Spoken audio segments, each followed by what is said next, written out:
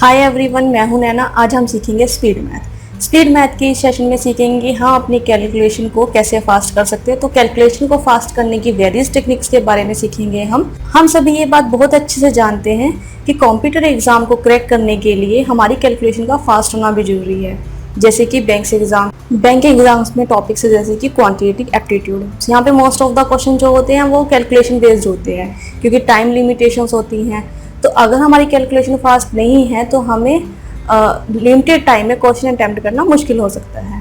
तो अगर हम चाहते हैं कि लिमिटेड टाइम में लिमिट टाइम में हम क्वेश्चंस को मोर देन क्वेश्चंस को अटेम्प्ट कर सके तो हमें अपनी कैलकुलेशन को फास्ट करना होगा। तो इस सेशन में हम सीखेंगे अर्थमेटिक के वेरियस ऑपरेशंस के बारे में, जैसे कि addition, subtraction, multiplication, division, percentage, square root, cube root, square and cube. हम यहाँ पर उन सभी टेक्निक्स को डिस्कस करेंगे जिससे कि ये कैलकुलेशन इजी हो जाए।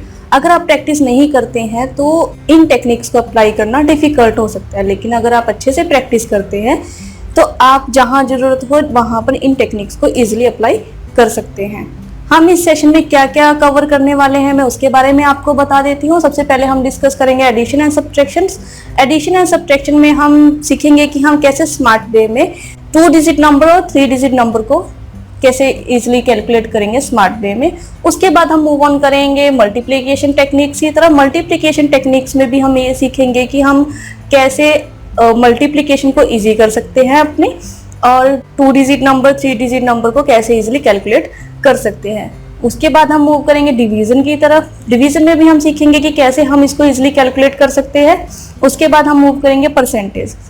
Most of the question percentage based रहते हैं, तो ये बहुत इंपॉर्टेंट पार्ट है। हम ये भी सीखेंगे इसमें कि हम परसेंटेज को कैसे कैलकुलेट करेंगे। उसके बाद हम मूव करेंगे square and cube, square root and cube root. आपको बता दूंगी क्वांटिटेटिव एप्टीट्यूड के नज़रिए में यहाँ पर सभी सेक्शन बहुत इंपॉर्टेंट हैं क्योंकि यहाँ पर सभी क्वेश्चन सिंप्लीफिकेशन बेस्ड होते हैं। अगर हमारी कैलकुलेशन स्ट्रॉन्ग है तो हम किसी भी क्वेश्चन का आंसर बड़ी आसानी से दे सकते हैं और लिमिटेड टाइम में मोर देन क्वेश्चंस को अटेम्प्ट कर सकते हैं। तो आइए कोशिश करते हैं हम इन टेक्निक को सीखने की और अपनी कैलकुलेशन को इजी करते हैं, और ये पॉसिबल होगा, संभव होगा प्रैक्टिस एंड मोर प्रैक्टिस से।